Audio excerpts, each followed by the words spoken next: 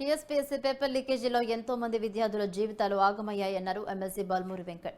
కాంగ్రెస్ ప్రభుత్వంలో ప్రతి ఒక్క నిరుద్యోగికి న్యాయం చేస్తామన్నారు. నెల రోజులు కాకముందే బీఆర్ఎస్ విమర్శలు చేయడం సరికాదన్నారు. 100 రోజుల్లో ఇచ్చిన హామీలను అమలు చేస్తామంటున్న బాల్మూరి వెంకట్తో మా ప్రతినిధి భవిత ఫేస్ టు ఫేస్.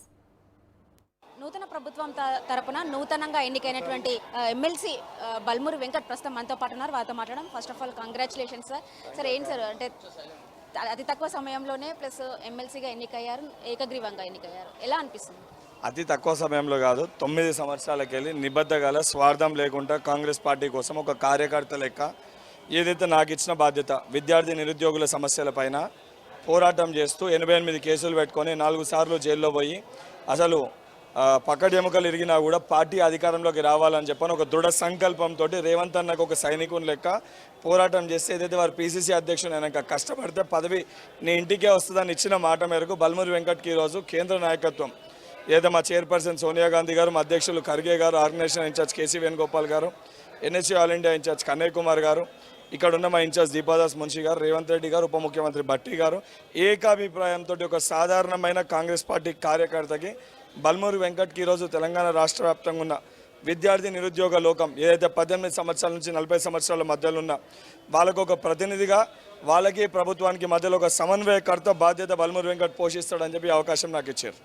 అయితే ఎన్ఎస్యుఐ ప్రెసిడెంట్గా ఉన్నారు. టీఎస్పీఎస్సీ లీకేజీకి సంబంధించి ప్రశ్నపత్రాల అంటే అవకతవకల గురించి కూడా విద్యార్థి అంటే స్టూడెంట్స్ తరఫున చాలా వరకు ఫైట్ చేశారు. అంటే ఇప్పటి నుంచి మీ రోల్ ఎలా ఉండబోతుంది? ఏదైతే అధికార పక్షంలో గతంలో ఉన్న టీఆర్ఎస్ పార్టీయో బీఆర్ఎస్ పార్టీయో వాళ్ళు ప్రజల సమస్యలు వినకుండా సమస్యలు చెప్పే ప్రయత్నం చేస్తే ప్రశ్నించే గొంతుకల్ని నొక్కే ప్రయత్నం చేశారు. కాబట్టి వాళ్ళకు అండగా నిలబడి వాళ్ళకి ప్రతినిధిగా ఆ రోజు పోరాటం చేసినాం. ఈరోజు అధికార పక్షంలో ఉన్న మేము ఏవైతే సమస్యలు ఉన్నాయో, ఏ సమస్యలో మాకు తెలుసు, సమస్యలు చూసిన వాళ్ళము, ఎదుర్కొన్న వాళ్ళము, అనుభవించిన వాళ్ళం, సమస్యలు ఏ రకంగా పరిష్కరించాలి అవగాహన కూడా ఉంది, చదువుకున్నాం, ఒక విద్యావంతులం. తప్పనిసరిగా ఆ సమస్యని పరిష్కరించే దిశగా టీఎస్పీఎస్సీ ప్రక్షాళనపైన ఆల్రెడీ ముఖ్యమంత్రి గారు దృష్టి పెట్టారు. అతి త్వరగా ఆ కమిటీని కూడా నియమించి ఏదైతే కాంగ్రెస్ పార్టీ మేనిఫెస్టోలో వాగ్దానం చేసిన జాబ్ క్యాలెండర్ ప్రకారం తెలంగాణ రాష్ట్ర వ్యాప్తంగా ఉన్న మొదటి ఏడాది 2 లక్షల ఉద్యోగాలు భర్తీ చేస్తాము. అది కాకుండా ఏదైతే తెలంగాణ రాష్ట్రంలో విచ్చలవిడిగా పెరిగిపోయిన అన్ఎంప్లాయ్మెంట్ రేషియో ఏదైతే ఉందో అన్ఎంప్లాయ్మెంట్ రేషియో దాన్ని కూడా తగ్గించడానికి ఆల్రెడీ దానికి సంబంధించి IT industry minister Sridhar Babu గారు, రేవంత్ రెడ్డి గారు ఇతర దేశాల్లో పర్యటించి దానిపైన కూడా దృష్టి పెట్టారు. తప్పనిసరిగా తెలంగాణలో ప్రతి తల్లి ఏ కళతోటి కాంక్షతోటి తెలంగాణ రాష్ట్రాన్ని కలగన్నదో, ఏ కళతోటి తెలంగాణ రాష్ట్రాన్ని సోనియా గాంధీ గారు ఇచ్చిర్రో ఆ ప్రతి కళల్ని కాంక్షల్ని నెరవేర్చడంలో తప్పనిసరిగా కాంగ్రెస్ పార్టీలో నాకు ఏదో అవకాశం కల్పించారో క్రియాశీలక పాత్ర పోషించబోతున్నాను. నెక్స్ట్ ఎప్పుడు ఈ నోటిఫికేషన్ అంటే టీఎస్పీఎస్సీ కావచ్చు, ఎప్పుడు ప్రక్షాళన కమిటీ ఏర్పడడం కావచ్చు, నోటిఫికేషన్ ఎప్పుడు పడుతుంది అని చెప్పేసి చాలా మంది అయితే ఎదురు చూస్తున్నారు. అది ఎప్పటిలోకి పడే అవకాశం ఉందంటే మీరు ఏం చెప్తారు? టీఎస్పీఎస్సీ ప్రక్షాళన ఒక ప్రొసీజర్, ఒకసారి ఆమోదించాలి, గవర్నర్ గారు ఆమోదించాలి, దాని తర్వాత అప్లికేషన్స్కి కాల్ఫర్ చేయాలి, అప్లికేషన్స్ని స్క్రూటినైజ్ చేయాలి, దాని తర్వాత ప్రొసీజర్ ప్రకారం జరుగుతుంది. అతి త్వరలో ఈ నెల ఆఖరి వరకు టీఎస్పీఎస్సీ కమిటీని నియమించడం జరుగుతుంది. దాని తర్వాత ఏదైతే జాబ్ క్యాలెండర్ని ప్రకటించినామో ఆ జాబ్ క్యాలెండర్ తేదీ ప్రకారం ఉద్యోగాలు కూడా కల్పిస్తాము. గతంలో కంప్లీట్ అయిన ఉద్యోగాలను కూడా ఏ రకంగా భర్తీ చేయాలి దాన్ని కూడా ఫిలప్ చేస్తాము. దానితో పాటు కేవలం లాస్ట్ టైం ఇచ్చిన జాబ్స్ కాకుండా అడిషనల్ జాబ్స్ కూడా దానికి యాడ్ చేస్తాము. డిఎస్సి కూడా ఇస్తాము. జియో 46 అంశాన్ని కూడా సామరస్యంగా ఎవరికి ఇబ్బంది కలగకుండా పరిష్కరించే ముందు దానిపైన కూడా దృష్టి పెడతాము. అది కాక ఏదైతే విద్యార్థులకు అదనపుగా ఏదైతే ప్రభుత్వ యూనివర్సిటీలు ఏర్పాటు చేస్తామో నెక్స్ట్ అకాడమిక్ ఇయర్ దాన్ని కూడా ఏర్పాటు చేస్తాము.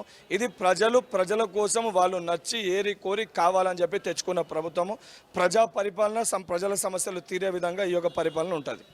ప్రజాపాలన కార్యక్రమం ద్వారా అభయహస్తం 6 గ్యారంటీల స్కీమ్లు దరఖాస్తులు తీసుకుందో అవి కంప్లీట్ అయిన నెక్స్ట్ డేనే దరఖాస్తులన్నీ కూడా రోడ్డు పాలైనాయి. ఇంకా వాళ్ళు ప్రజల జీవితాలు ఏం బాగు చేస్తారనే ఒక విమర్శ కూడా వచ్చింది. దాన్ని మీరేమంటారు? ఇది చాలా పెద్ద సిస్టమ్. దరఖాస్తులు తీసుకున్నాక రోడ్డు పాలు చేసిన వాళ్ళపైన చర్యలు కూడా తీసుకుని తక్షణమే వాళ్ళని సస్పెండ్ కూడా చేశారు.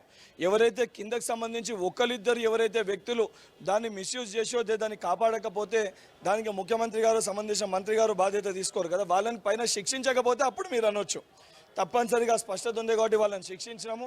అవన్నీ దరఖాస్తులను కూడా మళ్ళీ స్వీకరించినాము, మళ్ళీ దాన్ని రివ్యూ చేసినాము, తీసుకున్నాము. అవన్నీ కూడా ఆన్ రికార్డు ఉంటాయి. ఎవరైతే ప్రజాభవన్ పోయిన ప్రతి ఒక్కరు కూడా మెసేజ్ వస్తుంది, ఏదో కూడా ఆ యాప్ ప్రకారం చూసుకుంటే కూడా మెసేజ్లకే పరిమితమైంది అని చెప్పేసి వాళ్ళు అంటారు. అరే 45 రోజులు కాకముందే ఎందుకు ఇంత భయం, ఎందుకు ఇంత ఈర్ష? ఇదే కల్వకుంట్ల తారక రామారావు గారు కాంగ్రెస్ పార్టీ అధికారంలోకి వచ్చినప్పుడు 6 నెలల వరకు మేము విమర్శించాము, ఏ పార్టీకన్నా 6 నెలలు సమయం ఇవ్వాలని చెప్పారు. కనీసం 45 రోజులు ప్రతిపక్షంలో ఉండలేక వీళ్ళు భయపడుతుర్రు.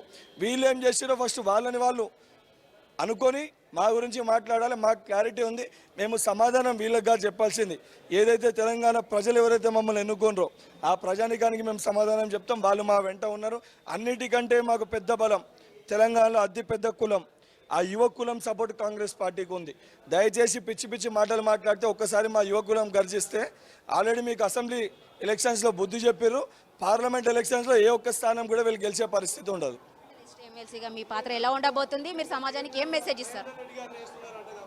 ఏందండి నెక్స్ట్ మీరు ఎమ్మెల్సీగా మీ పాత్ర ఎలా ఉండబోతుంది? సమాజానికి మీరు ఏం మెసేజ్ ఇస్తారు? ఉన్నదానికి ఏదైతే సంబంధించి 18 years to 40 years మధ్యలో ఉన్న విద్యార్థులకు యువకులకు ఏవైతే సమస్యలు ఉన్నాయో దానిపైన దృష్టి పెట్టి ఆ సమస్యలపైన మాట్లాడే ఒక ప్రయత్నం చేస్తాం. ఇది మొత్తానికి ఖచ్చితంగా ప్రజల తరపున పోరాడతాం, ప్రజలకు కావాల్సింది నెరవేరుస్తాం. 100 daysలో ఖచ్చితంగా 6 గ్యారెంటీలతో పాటు సమాజానికి కావాల్సిందన్నీ కూడా నెరవేర్చే ప్రయత్నం చేస్తామంటున్నారు బల్మూరి వెంకట్. కెమెరామెన్ శ్రీకాంత్తో భవిత, న్యూస్ 360.